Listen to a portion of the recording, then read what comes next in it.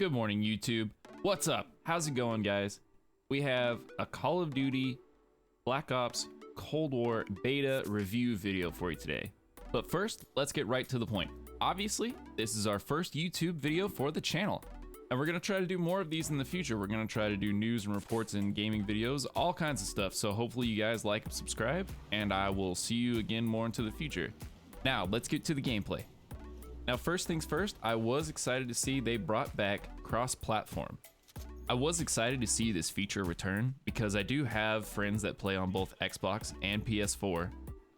And in general, I think it gives a boost to the player base in the community. It makes it easier to find lobbies, there's always more people online. Whereas those of you that remember playing Black Ops 4 on PC, the player base kind of died out pretty quick. So hopefully this, like Modern Warfare, will have a longer shelf life, and we'll have more and more returning players prolonging the life of the game. I would love to see that. Second, I would like to point out the game runs very smooth, even in beta.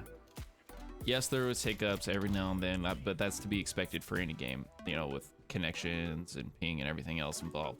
But the game itself overall runs very nicely.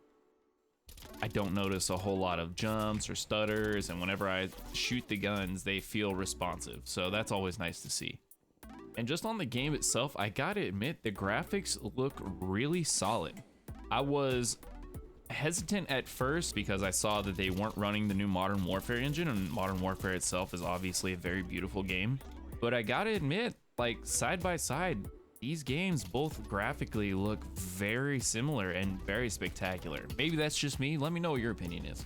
Even though the lobbies were a little rough at the start of the weekend, eventually they became very stable. I don't remember dropping out but maybe one game on like early Friday morning, and then after that every game from there on out seemed very stable. I don't think anybody that I played with had any problems either. And just on the game itself, that I was really excited to see is that the download was only 45 gigabytes. Now obviously this is just a beta, so the game will probably be significantly bigger upon full release, but coming from Warzone and Call of Duty Modern Warfare, that I think is upwards of like 280 gigs right now, seeing only a 48 gigabyte download for a Call of Duty game was for some reason exciting. I don't know how to explain it, but like actually having space on my hard drive is very nice.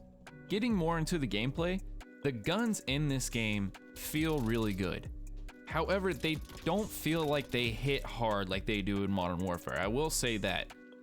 I don't know what it is or how to explain it. They just don't seem to have as much punch as they do in Modern Warfare, but they do feel really smooth and silky to use.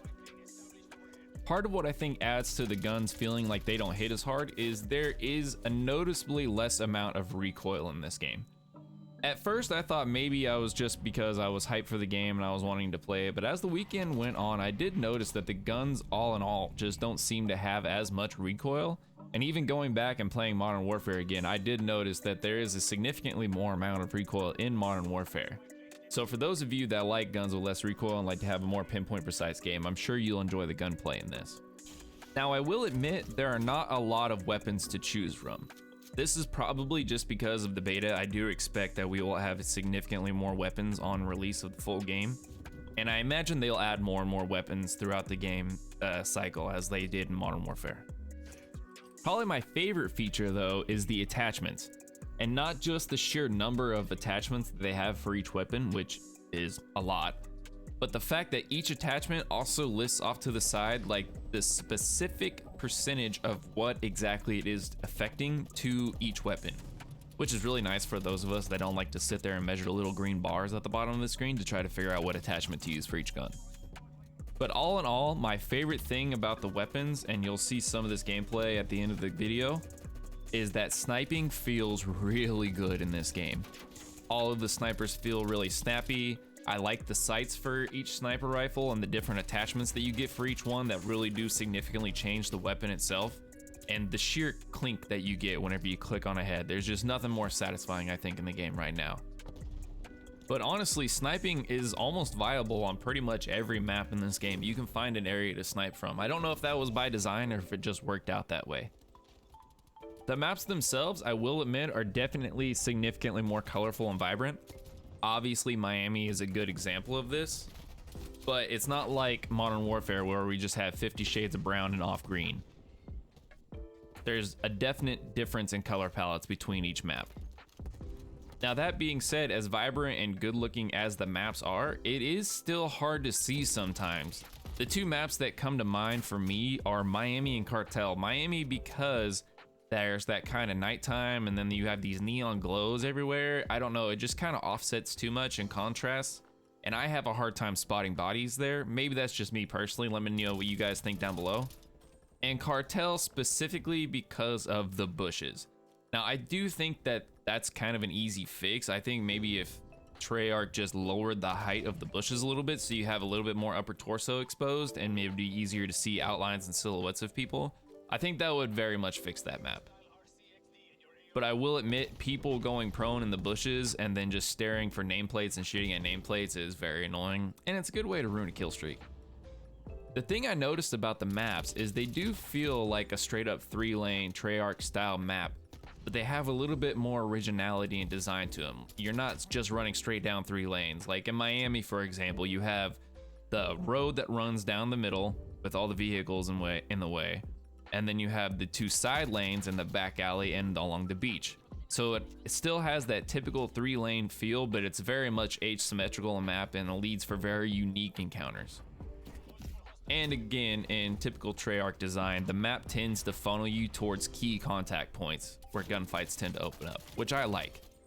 Now I have seen people complain on Twitter about the limited map selection, but I personally believe this again is just related to the fact that we're in beta and Treyarch probably doesn't want to release all their maps in the beta, and that'll encourage more people to buy on full release. So that leads me to believe that we're obviously going to get more maps. The thing that comes to mind is Dirty Bomb, how we only have 1 map on Dirty Bomb right now. Obviously they're not going to keep it that way, and I would think we would at least have 1 more map for that, if not 3 to 4 more. I really think they can go a long way with that. It's a very unique game mode. Speaking of Dirty Bomb, it's Treyarch's new mode that I feel kind of reaches a halfway point between multiplayer and what is inevitably Warzone. Because like multiplayer, it's team-based, and you're all fighting for a score to get to the top to get to first place. It's not like BR where the last team standing wins. You do drop in out of an airplane with your loadout, and there's doors and armor to consider, so you have to constantly replay it up and play a lot like you do in Warzone. Personally, I feel like players take too much damage in this mode. They feel very tanky, even more so than you would in Warzone when somebody's full plate. I think that it still has a longer TTK than that. The thing that makes Dirty Bomb exciting though is the implementation of vehicles. Yes, tanks are annoying and they can be a problem, but they're usually easily dealt with. The only exception of this I would think would be combined arms on the Crossroads map. There's just too many tanks and too many tank spawns for that map for it to be that small on that player count that people really just camp inside the tank the entire time and they just play that and end up with these ridiculous KDs. Same thing happens on Armada with the boats, but if you play inside the larger aircraft carriers and just kind of ignore the boats, you can usually work around them. But if you're out trying to capture a point in the water, they do become very annoying. Now, the hot topic that everybody is hitting on, aim assist. I will be the first to say I am a mouse and keyboard player at heart. I play on PC. But for the sake of this video, I plugged in a controller and tested out aim assist myself because I wanted to see what everybody was talking about. And guys, I'm not kidding. My first game plugging in a controller, I doubled my KD. I usually play around a 2.0, 2.1, somewhere around there on mouse and keyboard.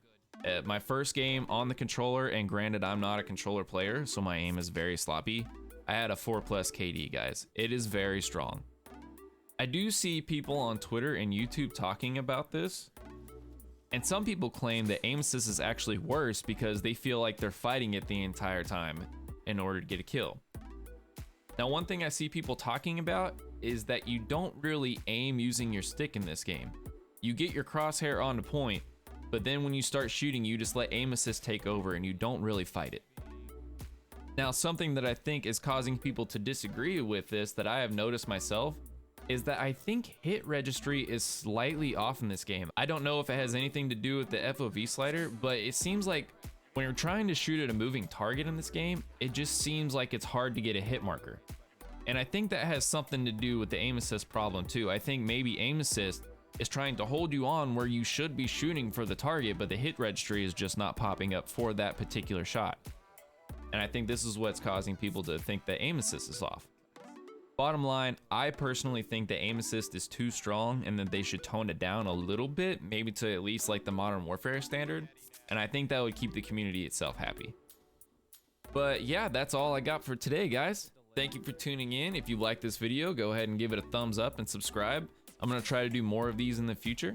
If you want to stop by for live content, I do have a Twitch channel at twitch.tv/impact. Thank you guys again for stopping by, and I'll see you again next time. Hope you enjoy the rest of this gameplay.